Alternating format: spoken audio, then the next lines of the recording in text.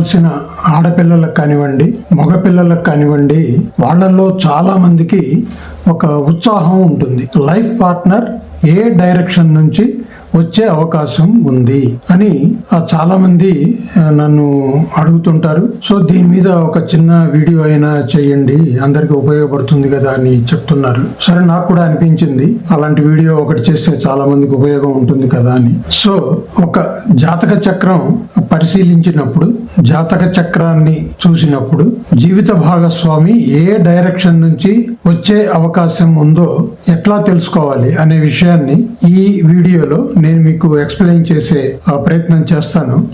ఆసక్తి ఉన్న వాళ్ళు తెలుసుకోవచ్చు. మనకు లగ్నం అంటే నేటివ్, అంటే ఎవరి జాతక చక్రం అయితే మనం చూస్తున్నామో వాళ్ళది లగ్నం అవుతుంది.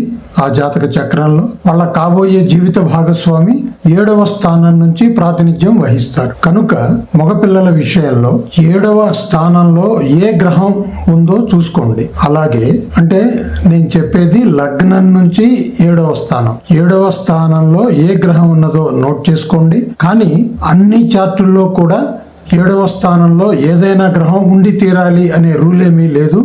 ఉండొచ్చు, ఉండకపోవచ్చు. కొన్ని చార్టుల్లో ఉండొచ్చు, కొన్ని చార్టుల్లో ఉండకపోవచ్చు. ఒకవేళ ఉంటే మటుకు ఆ గ్రహాన్ని నోట్ చేసుకోండి. అలాగే 7వ స్థానాధిపతి ఎవరు, ఆ గ్రహాన్ని నోట్ చేసుకోండి.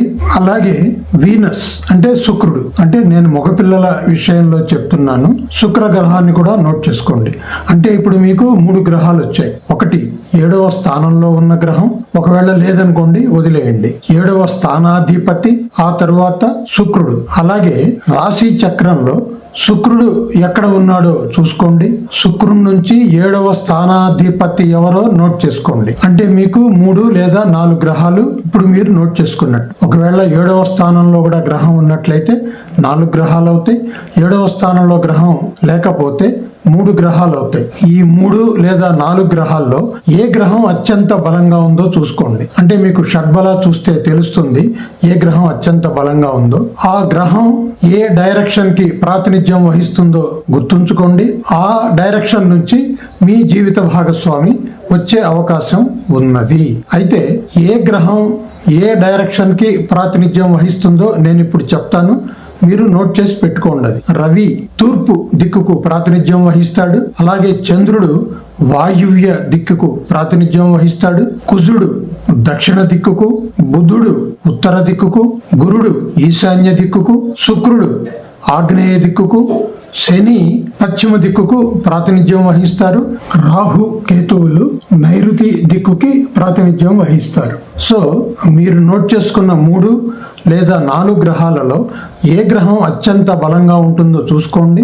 ఆ గ్రహానికి సంబంధించిన దిక్కు నుండి మీ జీవిత భాగస్వామి వచ్చే అవకాశం ఉంది అని జ్యోతిష్ శాస్త్రంలో చెప్పారు. ఇది దాదాపుగా కరెక్ట్ అయ్యే అవకాశం ఉంది.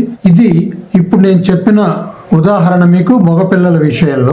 ఆడపిల్లల విషయంలోకి వచ్చేసరికి లగ్నం నుంచి 7వ స్థానంలో ఉన్న గ్రహాన్ని నోట్ చేసుకోండి. అలాగే 7వ స్థానాధిపతిని నోట్ చేసుకోండి. గురు గ్రహాన్ని నోట్ చేసుకోండి. గురువు ఎక్కడైతే ఉంటాడో మీ నాటల్ చార్ట్ లో అక్కడి నుంచి 7వ స్థానానికి ఏ గ్రహం ప్రాతినిధ్యం వహిస్తుందో చూసుకోండి. ఈ 3 లేదా 4 గ్రహాలలో ఏ గ్రహం అత్యంత బలంగా ఉంటుంది అనే విషయాన్ని ధృవీకరించుకోండి. అత్యంత బలంగా ఉండే గ్రహం ఏ దిక్కుకు ప్రాతినిధ్యం వహిస్తుందో ఆ దిక్కు నుంచి ఆడపిల్లల విషయంలో జీవిత భాగస్వామి వచ్చే అవకాశం ఉన్నది.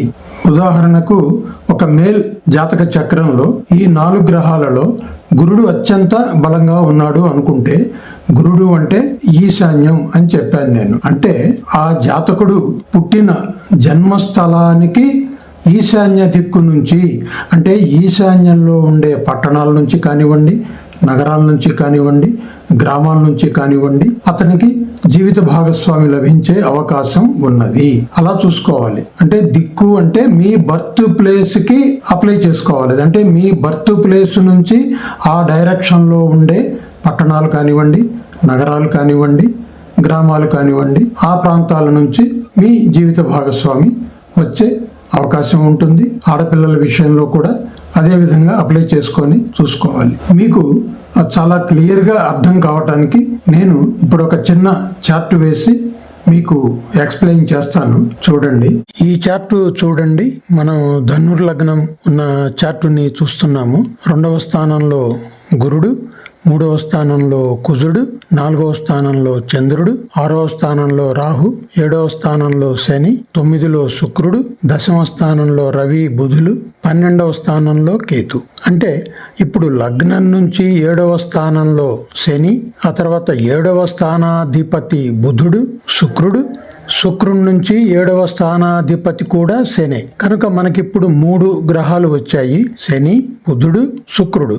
ఇది మెయిల్ చార్టు అని మనం అనుకుందాం. కనుక 3 గ్రహాలు వచ్చాయి, శని, బుధుడు, శుక్రుడు. మనం ఈ 3 గ్రహాల బలాలు చూసుకున్నట్లయితే ఎగ్జాంపుల్ గా మనం మాట్లాడుకుందాము. ఒకటి గుర్తుంచుకోండి, షడ్బల ఎప్పుడు పర్సంటేజ్లో స్ట్రెంగ్త్ చూపిస్తుంది. సో శని 145% స్ట్రెంగ్త్లో ఉన్నాడు అనుకుందాం. అలాగే బుధుడు 135 స్ట్రెంగ్త్ అనుకుందాం. శుక్రుడు 125 స్ట్రెంగ్త్ అనుకుందాం. అంటే ఇప్పుడు ఈ మూడిట్లో ఎవరు బలంగా ఉన్నట్టు? శని బలంగా ఉన్నట్టు. సో శని అంటే పశ్చిమ దిక్కు అని చెప్పుకున్నాము. కనుక ఈ జాతకుడు పుట్టిన ప్రదేశం నుంచి పశ్చిమ దిక్కులో ఉండే నగరాల నుంచి కానీ, పట్టణాల నుంచి కానీ, గ్రామాల నుంచి కానీ ఇతనికి జీవిత భాగస్వామి లభించే అవకాశం ఉన్నది. సో ఇప్పుడు నేను ఎక్స్ప్లెయిన్ చేసిందంతా మీకు అర్థమైందని నేను అనుకుంటున్నాను.